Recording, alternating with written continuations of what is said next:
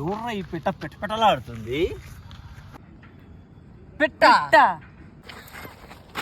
ఆడ మామ పెట్టన్నావు పిట్టరా పిట్ట కావాలి. రేయ్ అది గోరా బంగారు కోడి పిట్ట.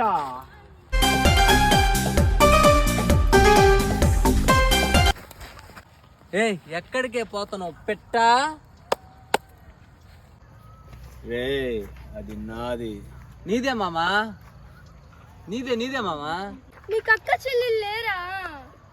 నాకెవ్వరు లేరు.